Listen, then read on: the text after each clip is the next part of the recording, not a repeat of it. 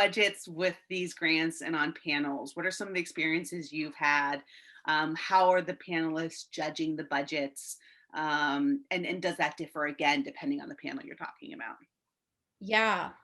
For me, we definitely got the most nitty gritty on the DCLA panel. Like Nancy Quinn, it was certainly a factor.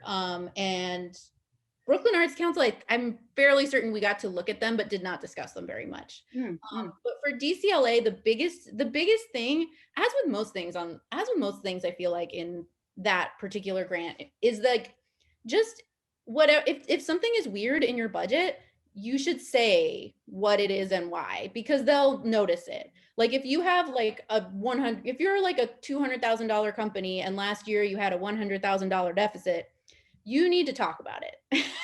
And even if you're like, oh, like I feel weird about this, like it's weird to talk about money, whatever, no, put all of that aside. You need to explain what is going on in your numbers. Or if, like, for example, I think they say this, but like in the budget notes, anywhere where a number differs by more than like 20% or something, they ask you to explain it.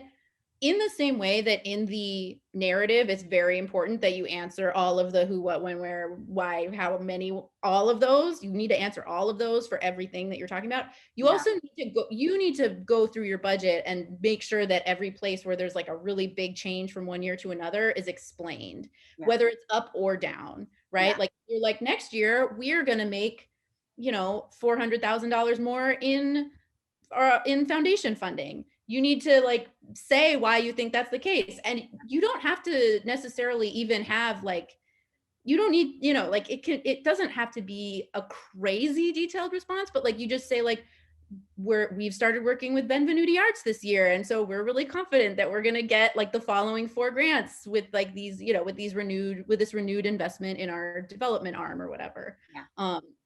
And just like really being detailed about it, because like the panel will go through it and things like that will jump out. I have other groups who the multi-year or early commitment gift is something that can drastically change what your budget looks like year to year. And so really saying, hey, this is committed, or we're already in conversation, stuff like that helps a panelist feel more comfortable, especially with government panels. Your panelist is in charge with your program officers, but your panelist is deciding how to spend government money. And so they are given rules and metrics to make sure that that money is spent responsibly. So if they look at an organization, I had this experience, great narrative, but the organization basically said they were going to grow from $50,000 to $500,000 from one year to the next, and had no specifics of how that was happening.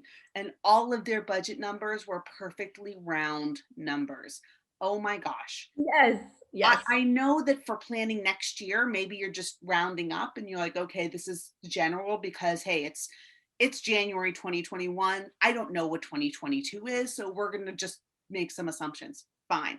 But if you send me 2020 numbers and they all are like even 1,000, even 15,000, that is going to be a huge red flag for me, because that tells me you have no clue what you actually spent last year, because there is no way that you spent exactly $15,000 last year.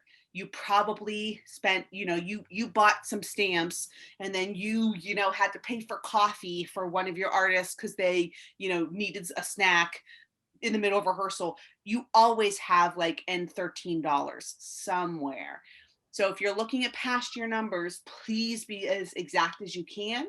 In the future, you're going to be given a little more leeway to be like, well, we think this is where we're going to end up and here's why, so we're going to round it up. That's perfectly fine.